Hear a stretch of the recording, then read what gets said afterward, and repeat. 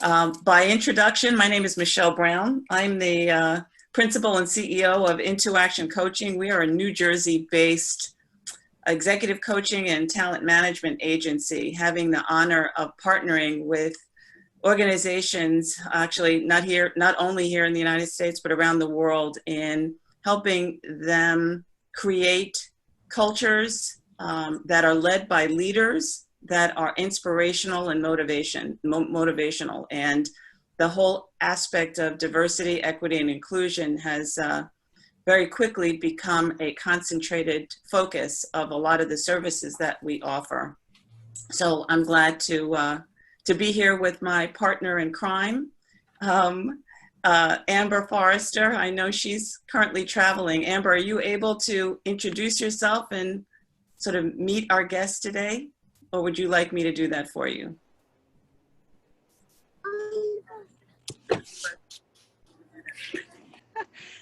I'll be very short today. I am just getting into my house. We had a power outage and we were staying at a hotel and stuck in traffic, but I'm Amber Lee Forrester. It's always my pleasure to do these lunch and learns with Michelle. I'll be a little quieter today than usual and just kind of taking a back seat and participating with you all, but I'm the founder of Quartz Wellness Collective and a coach, life coach, business and career coach as well. And I'm sure I'll be chiming in a bit once I get settled into my home again, but it's good to see everyone. Happy Wednesday. Thank you, Amber. And hi, Mom. That's fun. It's a family affair. It's a family affair. So I'm proud to introduce our special guest today. I'll do a brief intro and then pass the mic on to her. This is Vanessa Phipps, who's the president of the National Association of African Americans in Human Resources and also the principal of Future Force Group, which is a leadership development and DEI consulting company. She and I have had the opportunity of facilitating another webinar on the same very subject, and she and I will also be doing a lot of partnering as we continue to support these initiatives within organizations. But before I officially pass the mic on to her, because we're going to be in her very capable hands for our discussion today, the impetus, behind this webinar today is to continue having the conversation, because this is a movement. It's not a moment. Racism continues to be deeply ingrained in our society. And as a result, it's really ingrained in our workplaces too. And one of the things that, provides a call to action for all of us, and hopefully what has been the impetus for you all wanting to join the call today, is because we want to do our part as allies and activists and advocates to really bring about change and transformation, because organizations everywhere are discussing how to uproot this systemic racism from the workplace, but are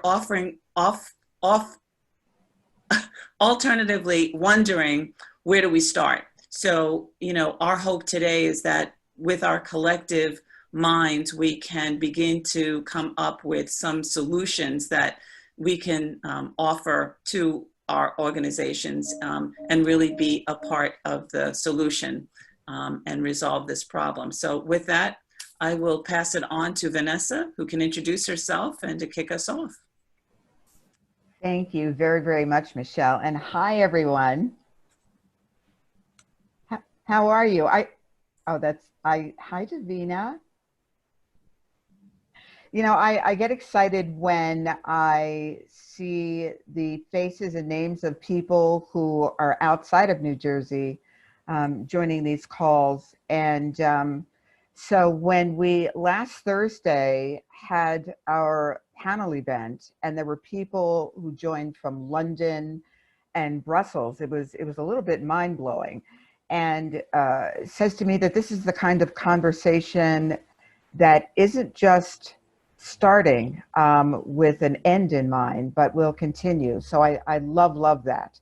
I'm not really great at Zoom, but in the chat, if you were on last Thursday's call, can you just quickly give me a yes?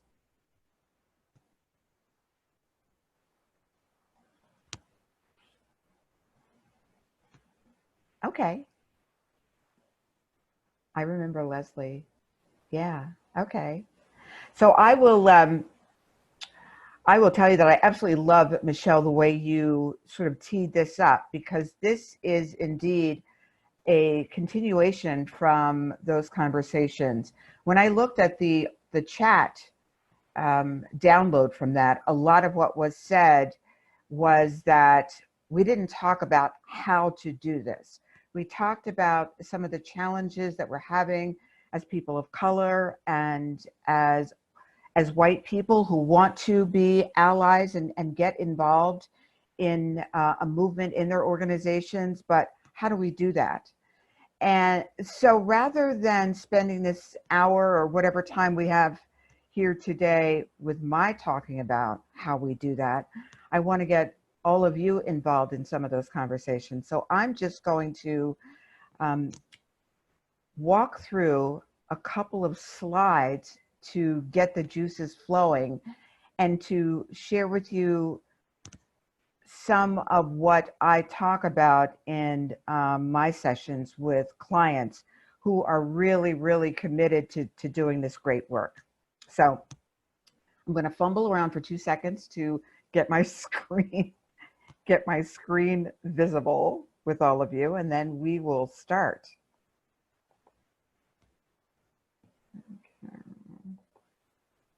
Okay, I did it. Everybody see the screen? Perfect. Yes. Mm-hmm. Wonderful. So I wasn't certain if we were just going to kick off with myself. So title slide. And let's see, it's not letting me advance the slides for some reason. You probably just need to click at the bottom as if, because you've got it in PowerPoint view. Yeah.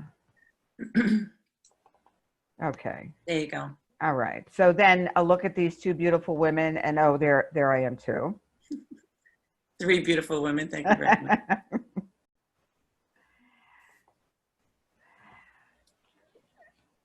So this quote, before I talk about that, I will share another quote from the book that I'm just now digging into from Ibram Kendi, How to Be an Anti-Racist.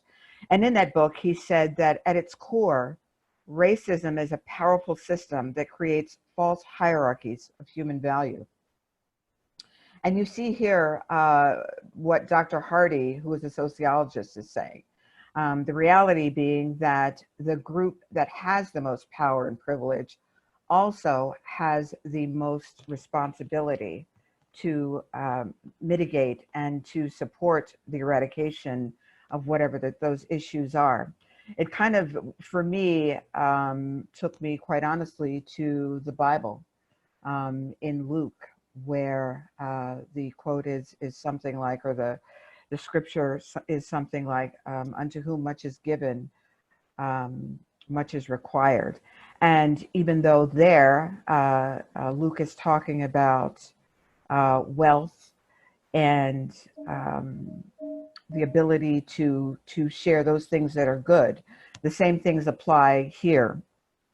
So I think what has resonated with me the most after the murder of Mr. Floyd and the outcry of Black Lives Matter, or the resurgence of Black Lives Matter, and the immediate response, and I welcome that and applaud that from a lot of organizations, is that the focus groups were formed and the town halls happened, but then after that, a lot of companies were not really prepared for what they heard and for what they wanted to do next. And in fact, Camila Mitchell, in our conversation last week, talked about that and talked about the fact that Dow Jones is committed, is working, but a lot of what will happen that will make this a movement will be happening behind the scenes and is going to be very, very slow. So I think, though, that even with that, there are some things that we can talk about that we know need to be in place in order to make some movement forward. And so that the work starts to get done by all of us. The first thing is that we are prepared. that we're not going into these conversations in sort of a hippie, tell me how you feel, tell me what this means for you fashion, but we are really preparing our organizations either through coaching or training or both, so that the employees are having the conversations that don't become more of an attack and defense, or just a time when people sit in the room and are looking at their shoes. The next thing that we need to think about after we've prepared ourselves for the conversation is the encounter. And that really is literally and figuratively setting up the space for us to start talking. The third thing is the engagement, and it's where people enter the space and have these kinds of conversations, but it doesn't end there. The execution happens when we are starting to see transformational change. And that has to happen in a space where we have a recognition of the reality that it's not just about having a knowledge or an awareness or an interest in unconscious bias. And I'm not poo-pooing unconscious bias, and I put this quote there, which actually was shared with me by Dr. Laura Quiros, who was one of the panelists last week. And I share this because this has become, from my impression, kind of the sexy new D&I training. So we get people in the room and they're able to ooh and ah about the brain science that's discussed when we're talking about why we have these biases that, you know, are both affirmative and very negative. But the reality is that if we think about the biases that all of us come with from the age of probably 4 years old, we will never have the opportunity to unpack all of those and to determine how it is that they are impacting the way we think and work and act today. So we need to think about, even before we start engaging with people, the importance of EQ, emotional intelligence, and to understand what that means, that we are able to be very self-reflective about what our triggers are, both as white and non-white people, as women, as LGBTQ plus folks. Anything that we know is going to trigger our emotions, we need to be able to decide how we are going to control those so that we can have a dialogue that is very, very productive. We need to understand what it is to be empathetic so that we are not in our own heads and wrapped up in our own emotions, but also thinking about what your partner across the table from you, who is struggling potentially to have this conversation, is thinking and feeling. And then very, very big in this, that we appreciate the importance of maintaining our relationships and managing those relationships. And finally, even though a lot of EQ content doesn't talk about this, the importance of staying motivated and committed to these kinds of conversations and the work that accompanies them. So let's try to figure out how to tee this slide up. So let's talk a little bit about how EQ can show up when both white people and non-white people are trying to engage in these conversations and step into this space that that requires very, very critical conversations. And so, as I said before, a lot of self-reflection and sometimes some self-control. So first, we're going to talk a little bit about this whole, for our white audience, this whole idea around intent versus impact. And so let's set the scene. So I, as a Black woman, going to get some coffee, I see someone who I've seen in meetings approaching me. She looks at me, and then she looks away, and she passes me. And so I see her possibly in one of our meetings where we are beginning to engage in these conversations around racism. And I say to her, so she says, you know, I really have never thought of myself as a racist, so I don't even know why I'm here. And so I say to her, I passed you a couple of days ago on the breezeway. I was going to get coffee. You were walking back. You looked at me and then you looked down. And I didn't mean that. That was not my intention. And so the conversation shuts down. So as a Black person, I never get to talk about the consequences. I never get to talk about what that felt like for me when someone who I've seen around the office before makes, from my perspective, the obvious decision to make me, quote unquote, invisible. And there's a power that is at play when someone tells you that they didn't mean to do something. So that's something we need to be very mindful of, or that our white allies might want to be mindful of as they think about those impact or intent versus impact kinds of conversations. The second thing that I want to talk about is this notion of, sorry, let's move, I can't see. This notion of equalization of suffering. And what we're really talking about here is when white folks sometimes say, you can't possibly be telling me that I am racist because, you know, our family was so poor, we weren't even able to go to the store and buy some Del Monte corn. If we wanted corn, we had to go out on our little farm and husk it for ourselves. And so, or this notion of empathy of privilege. And what that is so you have someone with whom you're engaged as a person of color, and they're saying to you, I totally get where you're coming from. I'm feeling what you're feeling. In fact, when you mentioned that no one paid attention to you in that meeting yesterday, as a woman, I had that same experience. But if they're a white woman, that was not for them the same experience. So just being mindful of the reality that your reality is not the same as our reality. It kind of harkens back to what James Lewis, one of our, again, panelists from last week, mentioned when someone said to him, why don't we talk about this in bigger terms of bias instead of racism so that the conversation is more comfortable for everyone? This is not a comfortable conversation. It is, however, a necessary one.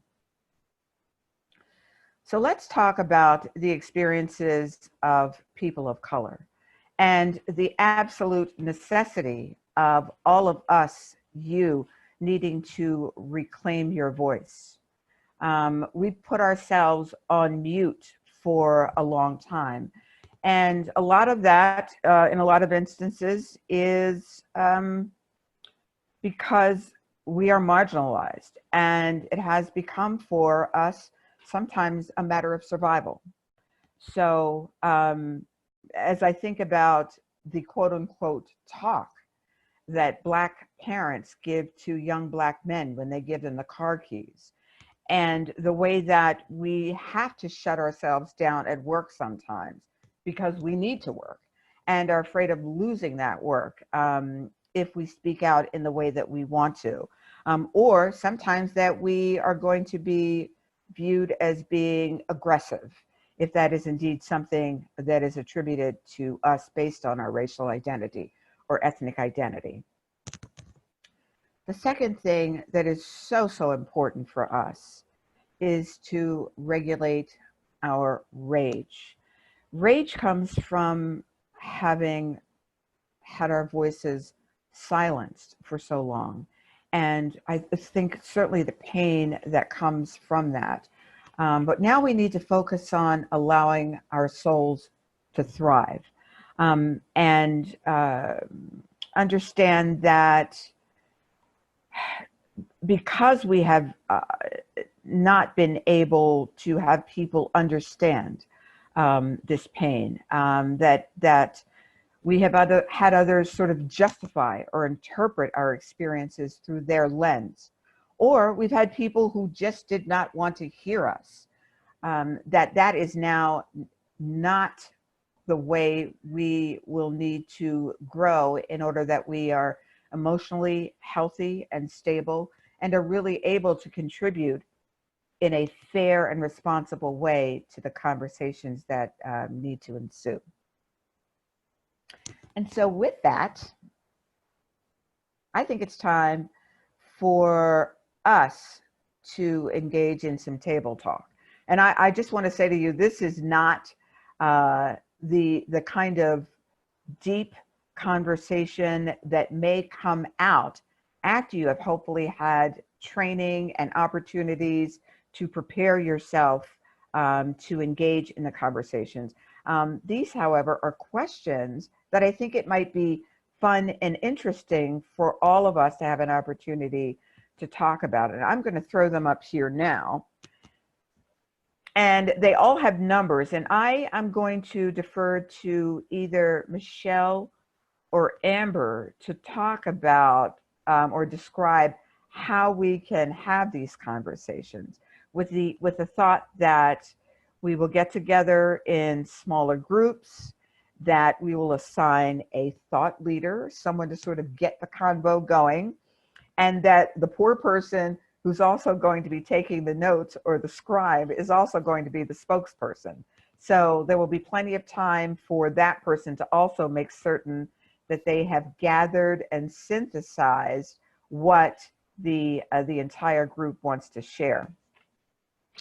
And in sharing all of this, I will also share it with the understanding that this is a smaller group than we were expecting for I'm sure, a lot of real reasons.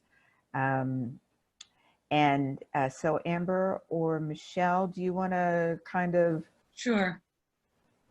Yeah, absolutely. So I know Amber has joined us. She's the host. So ladies, I don't think we have any gentlemen in here, but to Vanessa's point, we really wanted to make this much more of an interactive, participatory discussion today. We've got an intimate group, and we hope you guys will play along, so to speak, because when we're in these intimate conversations, it's a lot more impactful when we're able to have you all share collectively what your thoughts are around the solutions of how we kind of get through this and guide even our organizations to the solutions that are so well timed. So we have, oh, Amber's she got kicked out. All right, we're gonna try to do the best we can. We're having some technical difficulties.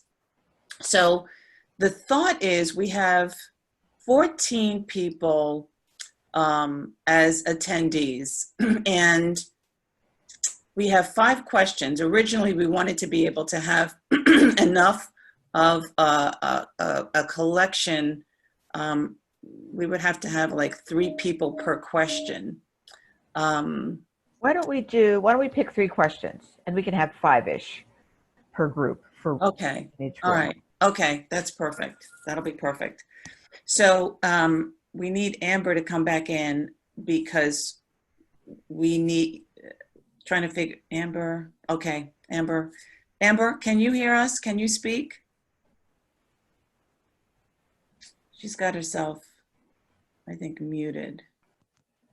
Yeah, we've all here in New Jersey certainly had some serious weather mayhem last night or yesterday. Crazy. Mm-hmm. She's the tech savvy person who is going to help us assemble into groups. But I will continue to sort of talk through the instructions. And I'm sure many of you who have been at seminars and workshops have done similar things like this. So the intention is let's take the top 3 questions. You'll be assigned a group, and the premise will be within your group of 3 people each. to initially identify who the spokesperson and scribe will be. That will be one and the same person. And the second of the three parties will be the thought leader. Now, mind you, we're just throwing out those roles with an assembly of three people. I'm sure that this is going to be a lot easier than if we had, 7 or 10 people in each group. But what we want you each group to do is to really, discuss the question, and more importantly, begin to collaborate on what the answer could be from your point of view. Because what we want to be the takeout, each group is going to be given about 10, 15 minutes, which may seem like a long time, but we really want these to be robust discussions to come up with, talking points, what the potential solutions or what your group's point of view could be around what the solution or answer to this question could be. And then after about that 10 to 15 minute breakout, to then come back to the General Assembly, because then we want to have the spokesperson from each group share the takeaways and the outcome of that discussion with the general group. And this way we can have more of a robust discussion around each of these three questions and what the viable solutions or actions may be. This is really intended for you all to have takeaways to bring back to your organizations or associations, or even with whatever forums you are all participating in. We want to, again, be part of the solution, and we want to provide some fodder for that. So, Amber, are you with us? I am, and before I get kicked off again, I'm going to put us in our breakout groups. I put us down for 10 minutes. You'll get a 60-second warning when it's time to come back to the larger group. All right, so here we go. And so why don't we do questions 1 through 3? Can we let's just do 3 groups. Can we do that? Mm-hmm. Yes. 3 groups of, am I overloading you, Amber? Is this? We have 3 groups. I Okay. thought have we gone into them yet? No, we're all still here. Okay. Okay, and so I dropped off for a bit. Does everyone have the questions? Mm-hmm. They're on the screen. Mm-hmm. They're on the screen. I'll keep them up there. Can I do that? Can I make a suggestion? Please. Rather than 1 through 3, I would prefer, because I see where the breakout room I'm assigned to is 2. I'm also interested in question 4. So my suggestion would be 1, 3, and 4. You know what? That question, that was actually for you. Can you believe it? Because we sort of talked about that. Yes. Pam, look at you, you soothsayer, you. Yes. Okay. So 1, 3, and 4. Amber, does that enable you to reshuffle? Well, these are just the questions. So yeah, but she still has to assign the participants into group 1, group 3, or group 4. Well, no, so breakout group 1 can take question 1, right? Breakout group 2 would take question 3. Is that what we picked? yes. What did we 1, pick? 3, and 4. Mm-hmm. And then breakout room 3 would have question 4. Okay. How's that? Mm-hmm. Mm-hmm.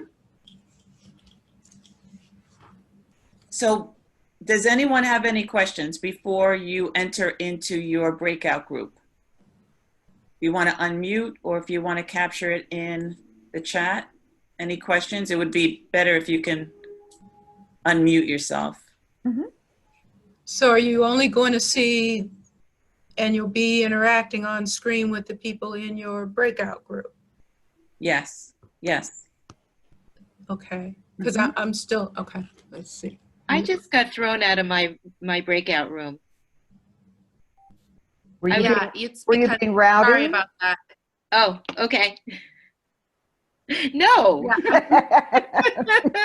You all hear me? no, we were just introducing ourselves, and I just got moved. Yeah. Yes, so did we. Oh, Okay. Hi, So everyone. what Can you mode hear should we me? be in? It looks like we all did, I guess. Everybody's back in the main. hmm. Can you all hear me? Hi. Okay. Hello, can everyone hear me? Mhm. Yeah. Hello. You can? Okay, so Yes. hi. I have to assign, my signal's very bad because of the power outage. I have to assign the groups again. I took us out because Vanessa, I don't think everyone heard all of your instructions about which question to take. Okay. Oh, because we were group 2, so we just took question 2. So if you want to direct which group should get which question, we can do that. Mm. Amber looks like she's frozen again. So, Michelle, you can't take the host to do the breakout. I don't know how to do it myself. Otherwise, I would try to help. I know. Unfortunately not. Okay. Yeah, Amber keeps getting bumped off, I think. Hmm. Okay. Can we have a group discussion? Yeah, why not? We Why can. not? It's not a huge number. Yeah, let's just do that. Let's Yeah. just do that since we're having a bit of technology challenges. Yeah, let's just have, there's enough of us here to still I have an think- intimate conversation. It's actually a nice group for an intimate Mhm. conversation. Mm-hmm. Right. Okay. So let's should we just want to start with question 1? Mhm. Yes. So what would make it easier for you to have an honest conversation about racism? And let's just add to that at work. Does that make sense for everyone? Yes. Okay. Well, I'll say I think it's easier for people to have conversations when they feel safety and when they feel that there will be little to no consequence for speaking up and saying things that feel triggering, jarring, racist, cringy. I would say that those would probably be the 2 things, because work environments are very different from personal environments. And so you do have to toe a line there specifically. And so I think because people have not had really honest conversations about race, nobody really knows what the line is, particularly at work. What would at work, what would help you, or what could your organization do that would sort of create that safe space for you? Or are they working on it? Well, I would think a well-equipped HR person could probably help guide that. And Okay. even having HR bringing in organizations or people like yourself, Oh, stop it. who Aw. could help craft those conversations. Yeah. And what it might look like. Can I add a thought? So here's and this is coming from the lens as an executive coach Mhm. and a consultant doing what Vanessa does as well, going into organizations. And what we aim to share with associates so that these quote unquote uncomfortable conversations could be had in a quote unquote easy fashion, if that's, and even that is subjective, is regardless of what permission or support your organization, or I'm even going to call it kind of runway, an organization offers. This is the time, especially whether we're people of color or we are white advocates and allies. This is the time for us to be brave and courageous in having uncomfortable conversations, speaking truth to power in terms of what needs to be said. There may, in fact, be some unhealthy environments, unhealthy cultures, whereby there could be continued sort of subliminal oppression maybe some outright retaliation, but that's where we become accountability partners to say, not here, not now, not today. So, Hallelujah. well, it's true. So what I'm saying, and again, I know you're the first person to speak, and I don't want to hog the mic, so to speak, but we oftentimes are never going to be given permission. We may not have the HR allies that say, that's okay. We may be the only one in the room that is comfortable in speaking truth to power, but we have to empower ourselves to be able to say, not here, not now, not today. I'm going to speak boldly and with bravery about what is on my heart, what is on my mind, what I think we as an organization need to do or should be doing, or what I feel is my contribution to this. And again, it's just, again, being inspired and giving ourselves permission to speak our truths. That's my 2 cents. And this is for anyone. As I think about, Michelle, what you're saying, in those companies where there was not even a rustle or a whisper in response to what has happened in this country, is there a more personal way to connect, to show an allegiance and a support? And if so, how could that happen? Is that a question you're posing to the group? Yeah. So it's not just it is not just always such a big statement and a large movement. I think we all have to consider not just where we are, but how we are. How we respond to stress, our ability to speak loudly. And if we don't have that, then how can we speak more softly to show that we care and that we are allies, that we do want to engage. I, as a Black woman, want to engage with someone who's white in my company and let them know that I'd like them to think about something in a different way, to work with me in a different way, and just call their attention to something that they have done that has made me uncomfortable. It's like, how can that happen? Or how has that happened, if it has with anyone? As we used to say in college, I just want to pull your coat. So how is it that we pull the coat of someone to let them know that we want to have this uncomfortable or critical conversation or chat with them?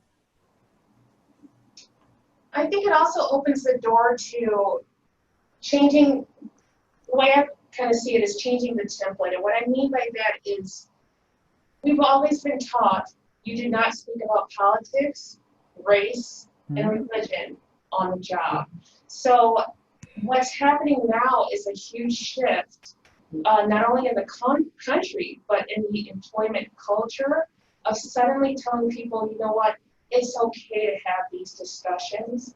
But I also feel that with the process of it suddenly being okay to have these discussions, now we have to find out how. My thing is, it opens the door to creating friendships. Because the same way that you have to speak to, say, a family member, you know, you don't want to yell at your family, but I think it's possible to say, hey, would you like to have a cup of coffee during a break time? And casually speak to them about something that is on your mind in a way that's not attacking them, in a way that's empathetic, and everything that you want from them, you project that to them so that they can try to project it back to you.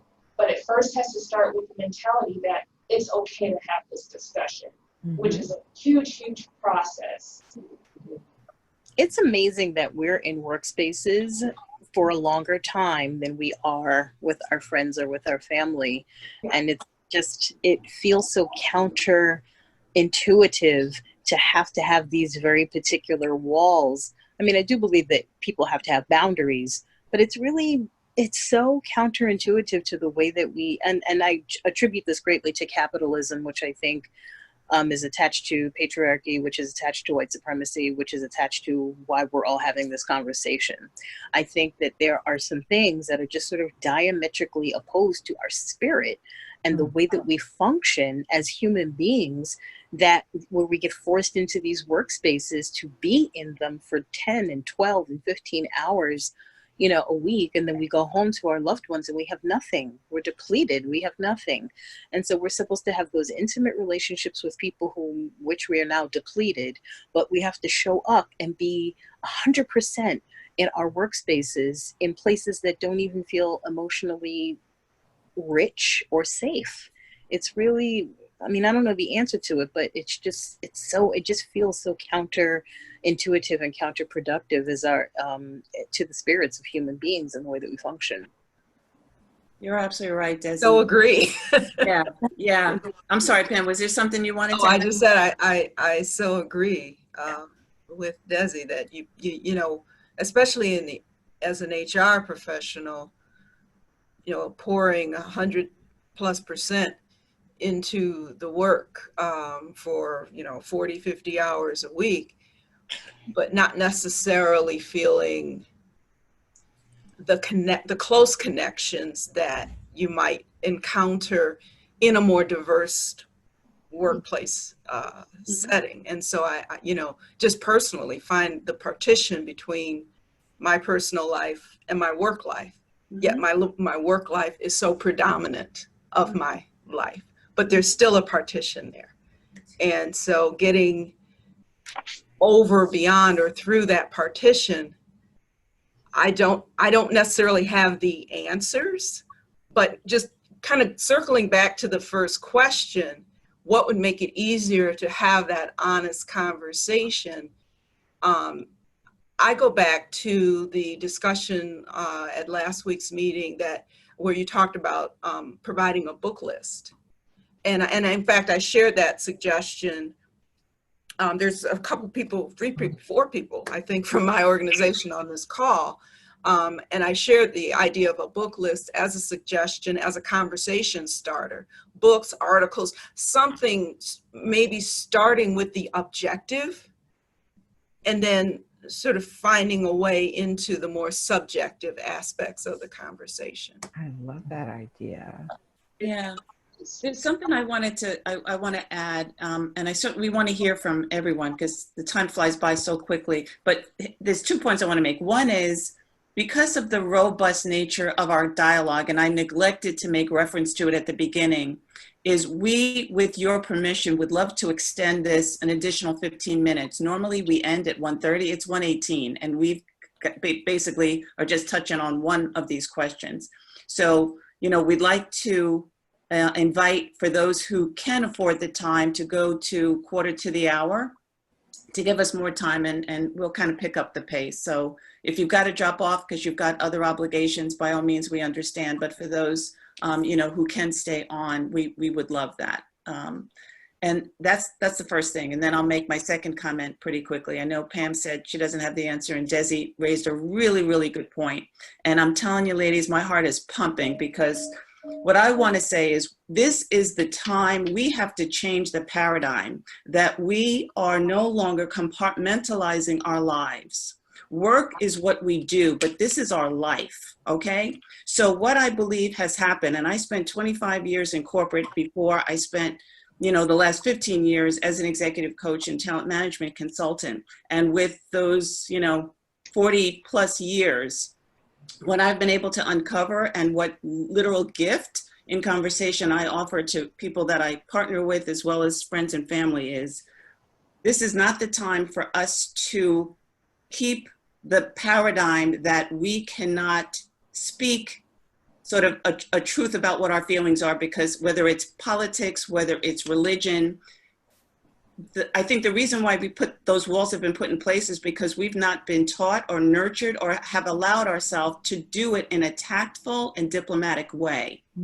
I think that's where the walls have gone up, because, whenever conversations have been brought up and they're somewhat combative, or argumentative, it's because somehow the way that two people or a group of more than two, they have not been able to sort of express their point of view, their ideas, or ask a question in a tactful, gracious, and diplomatic way. As we find the words, and Vanessa spoke to it very clearly, when we are leveraging emotional intelligence and empathy to come and drop to our hearts to say what needs to be said, but not in a polarizing way, then we are offering an opportunity for that other person to respond. And hopefully, if they're anywhere resembling healthy, can hear it and receive it. So I believe that giving ourselves the ability to kind of speak to, what I heard you say bothered me. Start with the I, number one. Number two, make sure that the way we're crafting up what it is that we want to say is not taken not presented. I can't speak to how it may be taken, but not presented in a defensive way. It's an offense when we come from the I. So that's just my 2 cents. I feel so passionate that these are conversations that are timely to have even in a workplace, because we are people and we're humans and we can't compartmentalize our life. At least we should not continue to. But when we learn how to serve up a conversation with the right tact and diplomacy, there's no place we can't go. Mm-hmm. A conversation, not a confrontation. I just was thinking that. If we present things as a conversation and not a confrontation, I think that's probably the start. And Well, then but hang on, I'm going to challenge you. Confrontation, by Webster's definition, is purely the ability to confront. What we as a society, we have put an additional definition on confrontation to mean conflict, argument, breakdowns. Confrontation is a good thing. When I see something that someone is doing, that I need to confront it, but it's how I confront it. So we don't necessarily want conflict, but we definitely want confrontation. I want to be able to have us confront a situation that may be the pink elephant in the room, but how we confront a situation with tact, diplomacy, taking into account what we say and how it may land graciously on someone's ears, that's an okay thing to do. So we even want to think about how we use. So like reframe confrontation leading to conversation. Mm-hmm. Beautiful. Mm-hmm, mm-hmm. Anyway, I'll be quiet. No, I thank you for that's beautiful, Michelle, and Desi for immediately absorbing that and having it make sense. Love it. Absolutely, Desi. Absolutely. Yes. You always bring up great points on our Wednesday calls. Yes, she is. I want She does. Thank you, my ladies. I love Yes, her. you do. Yeah. So, do we want to move to another question or? Yeah. Okay. We need to. Mm-hmm. Vanessa, I have one thing to add, and Please. my name's Tom Telford. I work in Oh, good. Pam's organization, and thank you for the conversation, and thank you for your slides earlier. I like them a lot. Though regarding question 1, what would make it easier? Mm-hmm. I think starting from a place where we are just remembering that what science or DNA tells us that we're, and you've heard this before, 99.7 or 99.9% the same. So when we start from a place of commonality, we probably agree on more than what we disagree. And Michelle Obama says it's hard to hate up close. So once you learn to know somebody else, maybe on a different level, regardless of the color of their skin or their background, it just helps to see, we have something in common. That tends to be a good starting point. And then from there, maybe once there's understanding and some Trust. Trust, that's a good word. Then some of the other questions can come more naturally. And then also to offer some grace and forgiveness if you misspeak or use a term that maybe is offensive to somebody else, but you don't intend it to be offensive, but it is, and to have that that person be able to say, gosh, I really wish that you wouldn't use that term or use this language. Maybe you could use something else. But having the ability and to offer that suggestion. That's huge.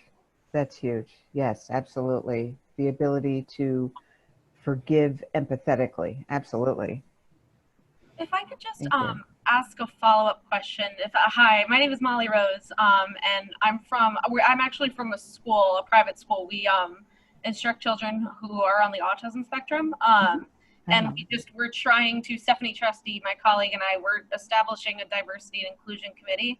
So this webinar was recommended to us just to kind of get the juices flowing, get some ideas flowing on how to really get that committee going. And just a follow-up question that I had was, what are your recommendations when there are a couple of, I guess, disadvantages working against you? For instance, like not only I'm Hispanic, not only am I a Hispanic woman, you know, but like in that statement alone, I am a Hispanic woman who also, I'm younger than a lot of the other staff there. And I find that, you know, given my age, it becomes a lot difficult to kind of start these conversations with my colleagues who are older than me and might not be as willing to want to listen or engage. So I was just kind of wondering if anybody had any feedback or recommendation on how to start that when you feel you have a lot of power actually working against you. I would jump in and first say that these are not, you know, the things that you mentioned are not, you know, sort of things against you. We're talking about intersectionality. And so always see those things as power. You know, being a woman of Latino descent, being a woman, knowing that there is inherent power in those things, and just understanding that as being intersectional. And so I, you know, if I had to think of my own situation, I think of myself as Black and woman and thick and dark and all of those things. Society will tend to present challenges, but I find inherent strength, you know, in all of those things. And so I think what you could do, and this is just my, you know, my suggestion, other people might have others, is I think the gentleman spoke, his name was Tom. Yes. Yeah.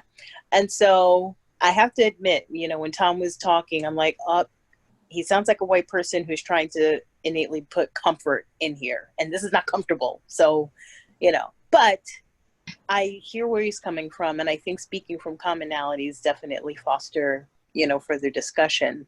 You know, that commonality honored in some way. And so maybe deferring to their age and saying, you know, this is the way I understand race, and this is the way I understand gender, and this is the way I understand. So, you know, could you offer some level of understanding, you know, based on your generation? And you can have this conversation in a way that doesn't offend them, as if you're saying they're these old biddies that, you know, tell me about the times of, you know, colonial days. Like, you know better how to broach that conversation, but maybe that is the conversation. Like, can we have maybe an intergenerational conversation about the way that things are changing? Rather than trying to skirt around it, maybe make that the conversation. Right. That's great. And knowing your objective. Why do you want to have the conversation? Mm-hmm. All right, thank you. And Molly Rose, if you're interested, I can share some support for you because you are working in a school on some things that are diversity and race specific for people who work in schools. Yes, that would be very helpful. Okay. That's a great question. So Vanessa, I think for time's sake, we need to progress to the next question. Yeah, so I that's what I'm thinking about. So I'm gonna, you know what? I'm gonna go with one. I don't know if we even picked this one, but I was curious about it when I wrote it. How have you seen assumptions about you as a blank play out in the workplace? And this is something I think everyone can respond to. As you think about whatever diversity dimension, comes to mind when you hear this question? How have you seen them play out in the workplace? Whether you're a white man, a Black woman, a thick woman, love that. You know, Two whatever, C's. however, however that question strikes you, how has it impacted the way it feels to be where you are at work?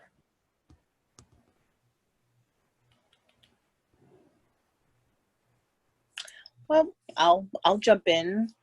I think that it could go either way, but sometimes it, you know, if you are the only of whatever it is, and in my particular instance, in my last workspace, I was the only Black person. You know, there have been some instances where I had to, you know, where I had to check people that I don't know if it was about race, but that is the thing. When you're the only person and you are constantly navigating race, you don't always know what is happening exactly. And so I did have an instance with two white women. One of them, we were all working remotely, and one of them, you know, reached out to me, and we hadn't ever met in person. We had only done digital and video conferencing.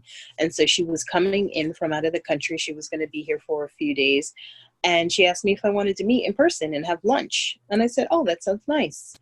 And because she's more senior, a week or so later, I got a whole email about numbers and deadlines, and you know, and then I found out there were going to be two people, and I said, well, wait a minute, you told me you wanted to have lunch, and now this is like an evaluation. And so if that was really what you wanted to do, then I think you should have been forthcoming and said that.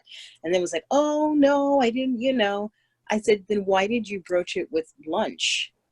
That feels like an ambush to me when you start with lunch and then all of a sudden it's the two of you wanting to evaluate me. And so it could have been nothing, but in those situations when you're the only, you know, whether it's you're the only woman or the only Black person or the only dark-skinned person or the only person that presents as Blackness in a very particular way, you, you know, you're, I don't want to say you're paranoid, but you are on alert. I find that I'm on alert. And so it's either that or I have to be the expert on all things Black. Mm-hmm. And I'm certainly not. Mm-hmm. What about Stephanie? If when I'm in class, I call on people. Stephanie?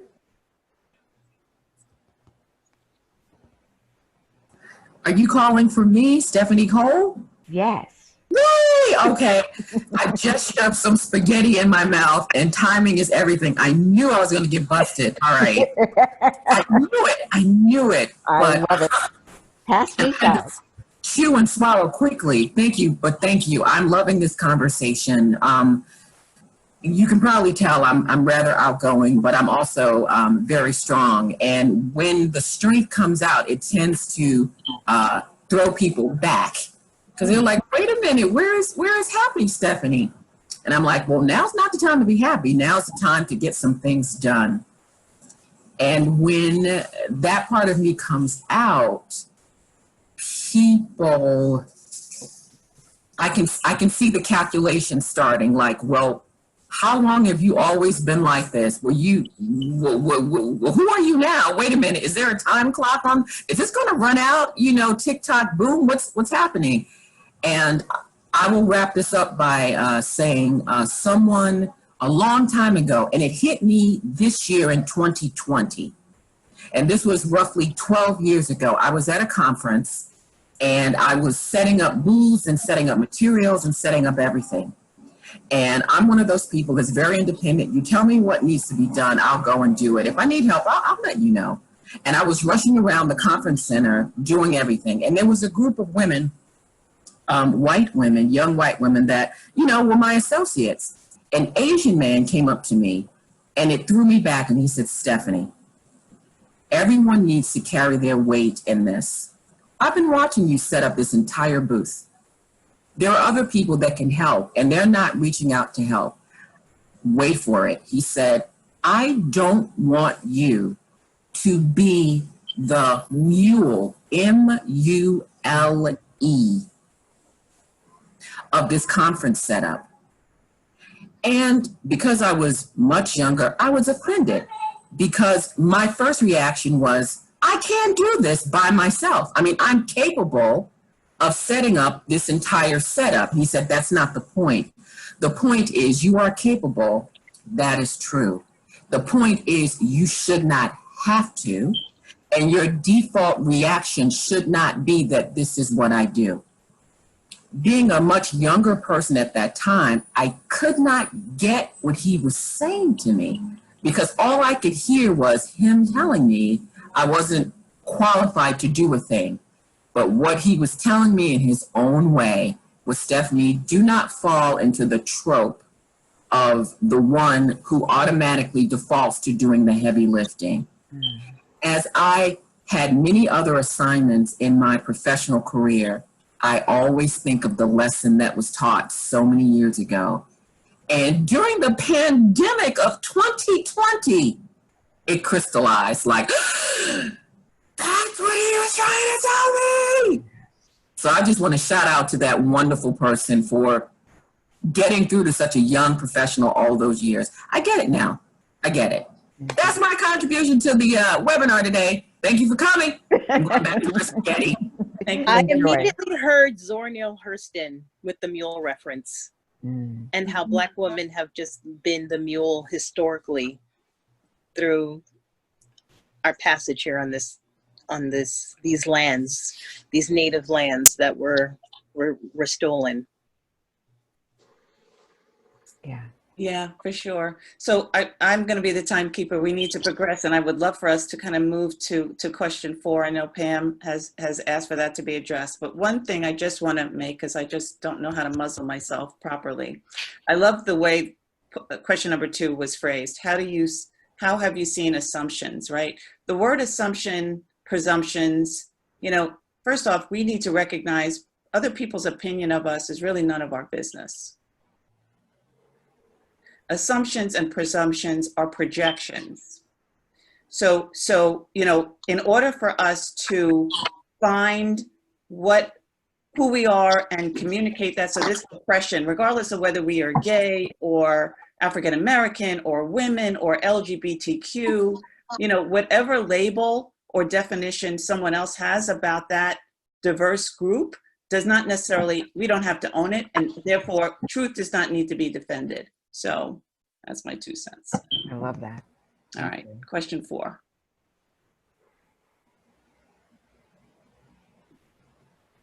Vanessa? So I've been thinking about this and Pam, and not just the fact that she is probably one of the few, I'm presuming, people, certainly Black people at our company, and that she's in HR, which has its own kind of. The two of us are on this call. Okay. 2 of 3. 2 or 3. So then the fact that an HR has its own sort of challenges, people, and the assumptions that people have about people in HR and their allegiance not to the people, but to the company. And as I think about those spaces where I have not been in the majority, of which there have been many, I will be very candid with you. I have no issue with forming an affinity with people who look like me. I see absolutely nothing wrong with that. And it sometimes becomes troublesome for people who are looking at that and making their own assumptions about it. But to Michelle's point, I care not. There is always, I think, a necessity for us who spend 8, 10, 12 hours in a place to find someone with whom we are comfortable and can form that kind of an allegiance. And to also begin to ask the questions that are less comfortable of other folks. What is it that you think that we as a small organization, a large organization, can do to support equity? That's not a That's not a contentious question. That's not a question that should make anybody cut and run. It's a question that says there are opportunities for us to grow. And so let's start talking about those opportunities. I've got to pose a question to Pam. I'm going to put you on the spot since you were so passionate about this question. So if you knew you could not fail, how would you go about speaking to senior leaders within your organization about supporting equity? I don't think it's a matter of knowing I couldn't fail. It's more a matter of feeling, I don't want to use the word permission, but for lack of a better word at this point, it's the discernment of my responsibility to the organization as it is, the employees, the managers, the leaders within the organization, to be that, to provide that guidance and support for both the employees, the managers, everyone. But I've always felt that my personal agenda should take a back seat to that, and somehow recognizing the need for, you know, equity and inclusion and all of that, understanding that personally, still feeling that I have a greater responsibility to the organization to provide that direction, support as it is, as opposed to what I think, as opposed to trying to influence it from my personal perspective as a Black woman. I don't know if that makes sense. Well, it does, but I'm just going to cut to the chase. So even with your role, you want to be an upstander within your role within an organization. How would you do? You're still a Black woman, so there's no other lens you can see things through, but yet being altruistic, it's how can you come at it from the perspective of, this is my role as an HR business partner. Exactly. And our organization has a certain amount of values, and whether equity is in it or not, it's empowering. What I'm looking to aim to support you is what could you be doing, given your role, that speaks truth to power about what your organization should and could be doing around equity, and not looking for permission. I get that.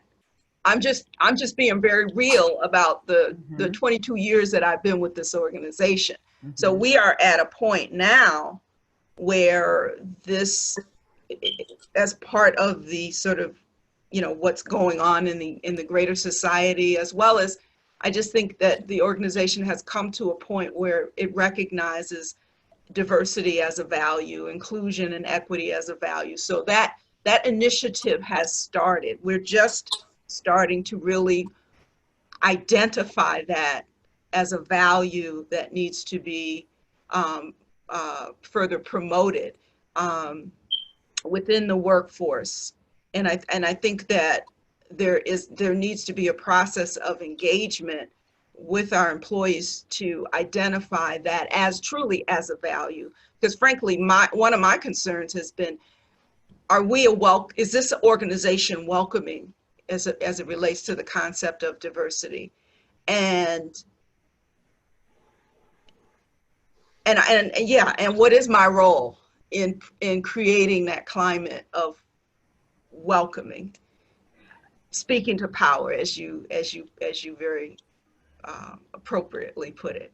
I think that this is now your time to claim your power, quite honestly, in the way that you described it, and just getting comfortable with how it makes sense for you to do that based on the culture in that organization. And so that's probably not a question that can be answered right here, right now, without knowing more about the culture. Sure. But this is your time, whether they like it or know it or not. This is your Xena warrior princess time in that company. So I would love to for us to talk about that more offline, Mhm. so that you can utilize your power in a way that it's received in the way that you want it to be. Mhm. Mhm. So I have to be mindful. We're here at quarter to the hour. So do you Okay. want to, Vanessa, you want to wrap it up as best you can with what has been shared? So I am Vanessa's deep absolutely, sighs. I am such a processor. I really am. So I love what's been shared. I love the vulnerability that we've had because this group has been smaller. Um, I love the sort of the diversity of where all of us are in our path, and the just sort of the fervor that we continue to have around being in a better place. Um, and Can so I I would, can I also offer? I'm sorry, yes, because I'm no, very please. sensitive to time and people got to get back. Okay. So we've got a small group, and I can only speak for myself, and if Amber or Vanessa want to chime in here, I'm going to offer up something with any of these three questions. Any of these five questions, as you all continue to sort of take away and ponder the answers to these questions, I invite any of you to reach out to me via email so we can set up a call. I'd be more than happy to support any of you in providing some guidance around how to master the answers to these questions and empower you to come up with the solutions that fit you and may be appropriate for your organization. We've had incredibly robust conversations, but our goal was to have you guys kind of walk away, and maybe many of you have, with, okay, I have the answer, I have solutions, and now I'm going to look to implement and put it into place. But if any of you, there's still an element of ambiguity, I'm going to offer up my time because this is what is important to me. I'm incredibly passionate about it, and I want to support anyone who may not have a clear runway or pathway to what their answers could be to this, to bring about change and transformation within their organization. That's excellent. And I offer up the same. Absolutely. Mm-hmm. Very cool. Mm-hmm. Okay. So, ladies and gent, we were so grateful to have you as part of this conversation today. Thank you for taking these hour and 15 minutes to be a part of this change that we want to see happen. As Mahatma Gandhi would say, we want to be the change we want to see in the world. So thank you all. Stay tuned. We will be back again on September, I think it's the 5th, the first Wednesday. We will have two subject matter experts speaking to establishing trust and estates. So be on the lookout for that invitation, but we enjoy the rest of this month, the rest of your summer, and we will see you the first Wednesday of the month. Here, here. Always Thank wonderful, you. beautiful space. Always wonderful. Thank you so much, everyone. Thank all of you. Thank you. Yes, our pleasure. And thank you for coming. Take care.